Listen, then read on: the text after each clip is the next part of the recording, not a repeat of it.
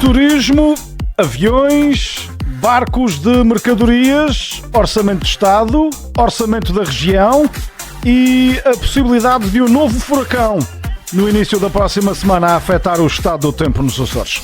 Destaques nesta edição das notícias no Rádio Clube de Angra.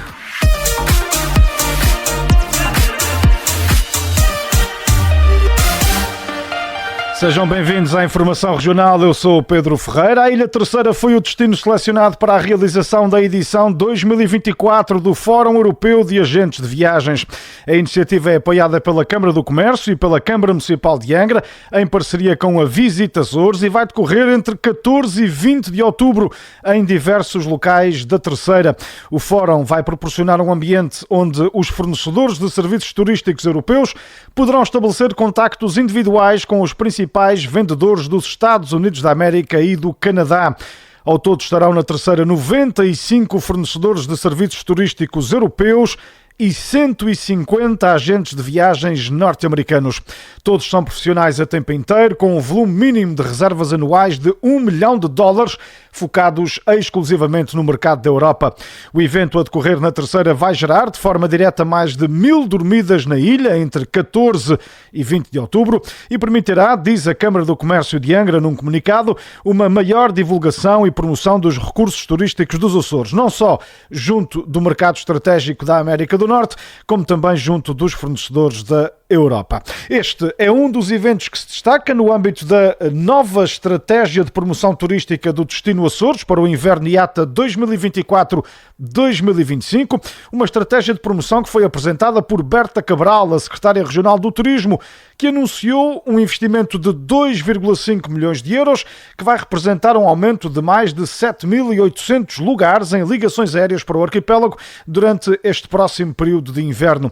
Berta Cabral diz ainda que serão 13 as companhias aéreas a operar 32 rotas de e para os Açores neste inverno 24-25. Temos a Edelweiss, a Lufthansa, a Smart Wings, a Transavia e a Azores Airlines, que já estão a entrar nas zonas que chamamos shoulder, portanto nas zonas intermédias, que mantemos durante o inverno as ligações que já tínhamos, a Nova Iorque, a Boston, a Montreal, a Toronto, a Barcelona e a Paris, e pela primeira vez vamos ter uma ligação de inverno a Milão, uma ligação de inverno a Faro e Nova Iorque a partir da Terceira também no inverno. O objetivo, diz o Governo Regional, é minimizar os efeitos da sazonalidade turística, equilibrando obviamente a procura à oferta ao longo de todo o ano e em todas as ilhas. O crescimento do turismo no inverno, uma maior homogeneidade nessa distribuição dos fluxos turísticos e da criação de riqueza, porque, como disse, o mais importante para a riqueza é o valor que traz para a região. Quanto mais essa distribuição for equitativa por todas as ilhas e por todos os agentes ligados ao setor, melhor. Portanto, quer temporalmente, quer geograficamente. Portanto, qual é o nosso objetivo final? Ter turismo todo o ano em todas as ilhas, ou seja, cumprindo o objetivo de uma distribuição equitativa. É isto que defende, em traços gerais, a estratégia de promoção turística do Destino Açores para este inverno. Como já vimos, vários foram, para além dos voos e das rotas, vários foram também os eventos que foram, digamos, captados para acontecer nos Açores. Um deles, abrimos este noticiário a falar dele, o Fórum Europeu de Agências de Viagem, que acontece já a partir da próxima semana na Terceira. Em novembro, em São Miguel e na Terceira, acontecerá o Congresso da Associação de Agências de Viagens do Canadá.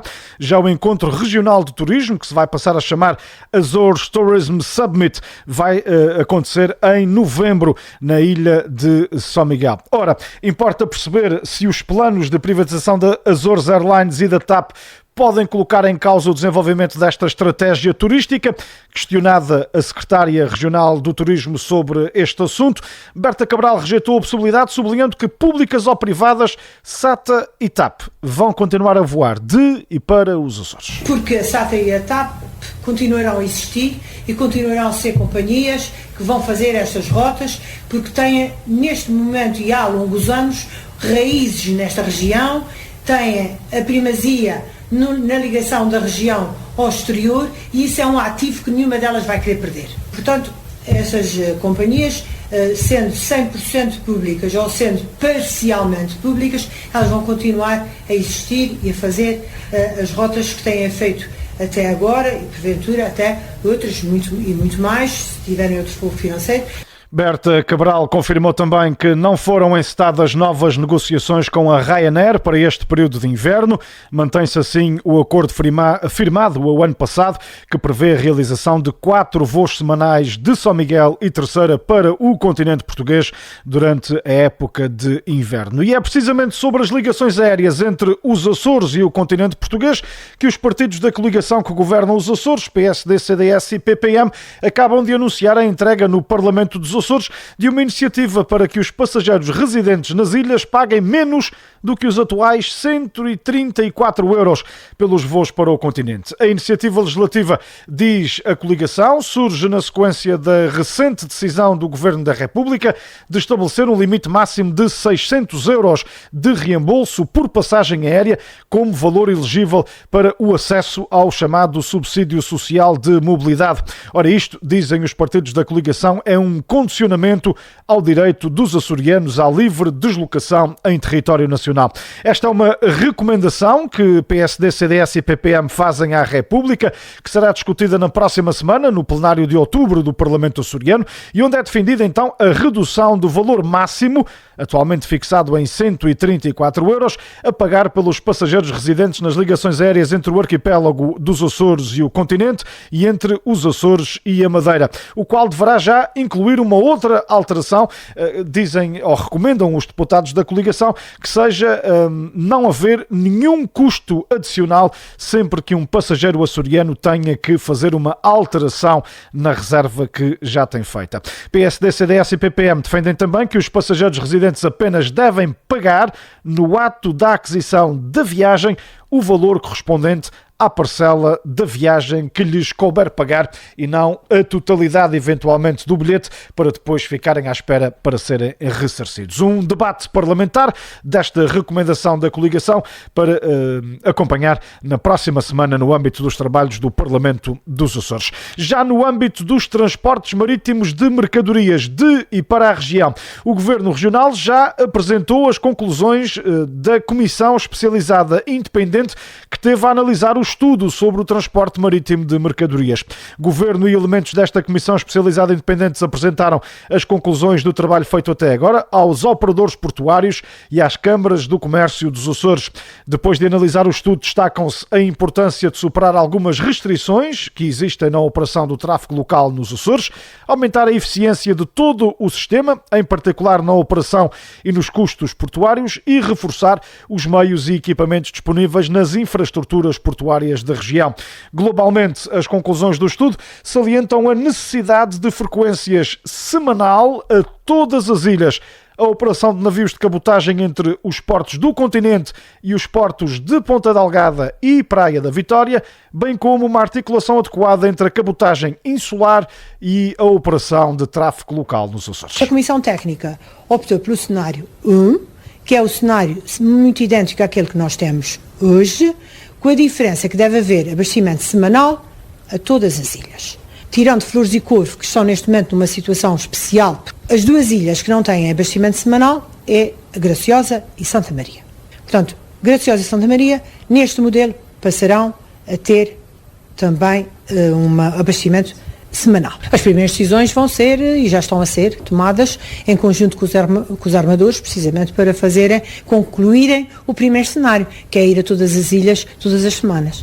Conclusões do estudo sobre transporte marítimo de mercadorias. Para já, a posição mais aceite e mais viável do ponto de vista dos técnicos que estudaram esta problemática é a ligação, então, semanal de abastecimento a todas as ilhas da região. A operação de navios de cabotagem entre o continente e os portos de Ponta Delgada e Praia da Vitória e uma melhor articulação entre a cabotagem insular, ou seja, os barcos que vêm do continente, e o tráfego local. Empresas mais pequenas, como por exemplo os TMGs, na distribuição a partir destes dois portos, digamos, de entrada, Ponta Delgada e Praia da Vitória, das mercadorias que vêm do continente. Do continente chegam-nos também notícias de milhões. É que foi, como sabemos, apresentada a proposta do Orçamento do Estado para 2025 e nessa proposta diz-se que os Açores vão receber de transferências ao abrigo da Lei das Finanças das Regiões Autónomas mais 4,2 milhões do que no ano em curso. Ao todo, 319,3 milhões de euros.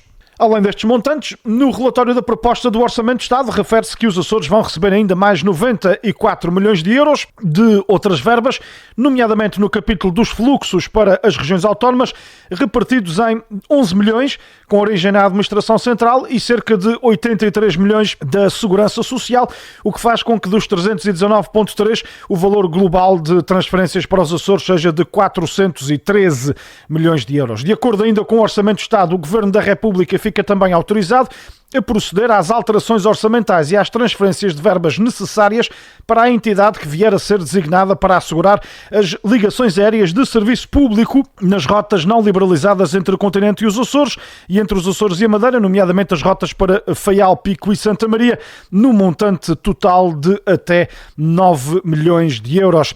O Orçamento de Estado para 2025 prevê também a comparticipação à região dos montantes pagos aos operadores pelo Serviço Público de Transporte Aéreo Interilhas, ou seja, no caso a SATER Açores, no valor de 10 milhões de euros. Ora, Duarte Freitas, o secretário regional das Finanças, diz que para já a proposta do Orçamento de Estado cumpre rigorosamente com o que está determinado na Lei de Finanças das Regiões Autónomas. A proposta do Orçamento de Estado, à partida, parece que cumpre rigorosamente com aquilo que está estatuído na Lei de Finanças das Regiões Autónomas, representando para 2025 um acréscimo de 4,2 milhões de euros, que é aquilo exatamente que nós tínhamos previsto, e nesse aspecto está conforme as nossas expectativas. No entanto, existe um pormenor que ainda não está resolvido e que vem dos tempos da Troika. Falamos das transferências ao abrigo da captação da cobrança do Imposto sobre o Valor Acrescentado, o IVA.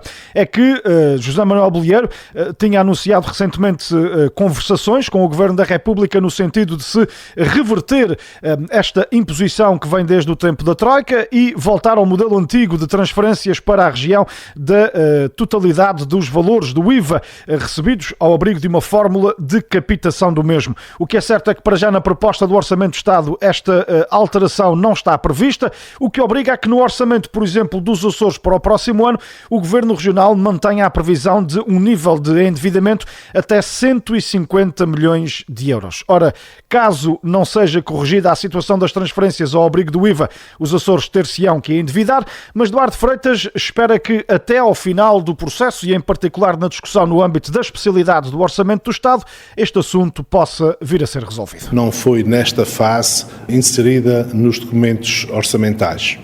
Até ao fim da discussão, na especialidade, esperemos que possa ser considerada esta reivindicação justa da região autónoma dos Açores, de ser levantado um dos últimos resquícios da Troika em Portugal. Se essa norma for levantada com estes 170 milhões de euros de receitas próprias em sede de IVA, poderemos não ter endividamento líquido de novo em 2025.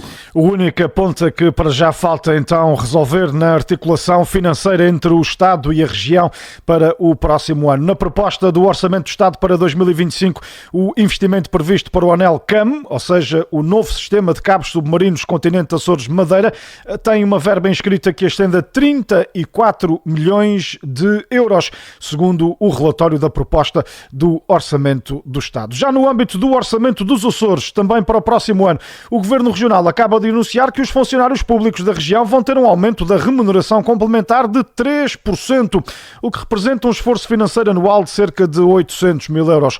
Duarte Freitas, secretário das Finanças, diz que este, para já, é o valor possível de atualizar ao nível da remuneração complementar. Vamos propor no Orçamento Regional um aumento acima da taxa de inflação prevista, um aumento de 3% na remuneração complementar, por um lado, e, por outro lado, o alargamento daqueles que recebem esta remuneração complementar, passando de 1.700 euros para 2.000 euros.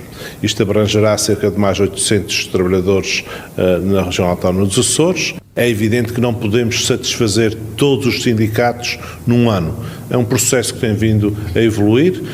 Ainda não estamos nos valores de base que a CGTP pretende, mas há uma aproximação cada vez maior, não só no valor base, mas também no alargamento dos escalões. O secretário regional das Finanças e da Administração Pública adiantou também outras medidas para os funcionários públicos regionais, como a valorização das carreiras em 6 pontos, a par da mobilidade intercarreiras, as provas antecipadas, os projetos que estão a ser iniciados de flexibilidade laboral e rejuvenescimento também da administração pública, entre outras iniciativas.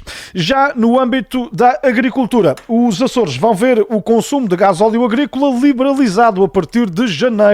Isto, diz José Manuel Bolieiro, o presidente do Governo Regional, como forma de estabilizar o preço e de fazer descer os custos com fatores de produção dos empresários agrícolas. Vamos tomar a iniciativa de liberalizar o preço do gasóleo agrícola a partir de janeiro de 2025.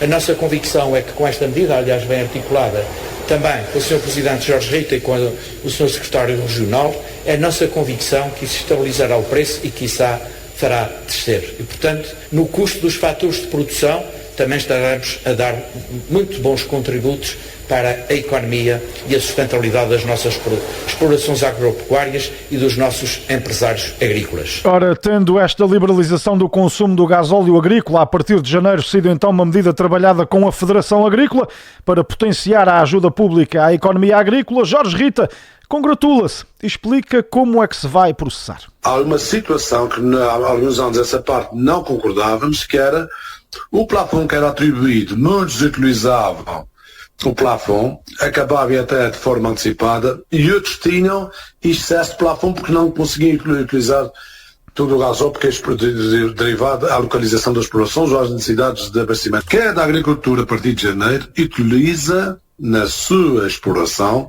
o gasóleo que entender, que são as viaturas, obviamente, que podem utilizar o gasóleo marcado, estamos a falar de gasóleo verde, são essas viaturas é que podem utilizar, portanto não há aproveitamento da parte de ninguém em relação a esse tipo de combustível. Jorge Rita, presidente da Federação Agrícola, não é apenas a única medida de apoio e de estímulo ao setor agrícola anunciada pelo Governo. Para além da liberalização do consumo do gasóleo agrícola a partir de janeiro, o Executivo anunciou medidas como a renovação do apoio à aquisição de alimento animal, designadamente no montante de 10 cêntimos por quilo, num total de até 4 mil toneladas para a compra de palha, feno ou luzerna, manutenção do apoio para a aquisição de sementes de milho e de sorgo, abertura já na próxima segunda-feira das candidaturas no âmbito do Pro Rural Mais, no valor de 5 milhões de euros para apoios ao investimento em explorações agrícolas, e também a abertura de um novo período de candidaturas para a reconversão de explorações de leite para explorações de carne, dirigido em particular aos empresários agrícolas das ilhas de São Miguel, Terceira e Graciosa. Há uma semana foi o Kirk, agora no início da próxima semana pode ser o furacão Leslie. Tem nome de menina, mas é um furacão de categoria 1 que pode efetivamente vir a afetar o estado do tempo nos Açores no início da próxima semana. A Leslie encontra-se para já a sul do arquipélago, mas poderá perder atividade e chegar já junto de nós como depressão extratropical. Ao contrário do Kirk, que provocou um aumento da agitação marítima e do vento, a Leslie, segundo Rita Mota, meteorologista do Instituto Português do Mar e da Atmosfera, deverá provocar um aumento da precipitação. A afetar o arquipélago será no início da próxima semana, segunda, terça-feira. A trajetória prevista pelo Centro de Furacões de Miami indica isso. No entanto, a tempestade Leslie nesse momento está muito a sul dos Açores e com tendência a deslocar-se inicialmente para noroeste e depois fazendo uma inflexão para o nordeste e aproximando-se do arquipélago. No entanto, ao longo da sua trajetória deverá perder alguma atividade. A distância ainda é grande, poderá trazer alguma precipitação, não tanto o vento e a agitação marítima, mas a preocupação deverá ser a precipitação. Pode ser então a passagem de mais uma depressão extratropical, Leslie, no início da próxima semana. Fiquem atentos às informações e às previsões que serão avançadas pelo IPMA e pelos Serviços de Proteção Civil. E claro, por nós aqui que as divulgaremos junto de todos vós. Bom fim de semana. Obrigado pela atenção que dispensou na atualização das notícias desta sexta-feira.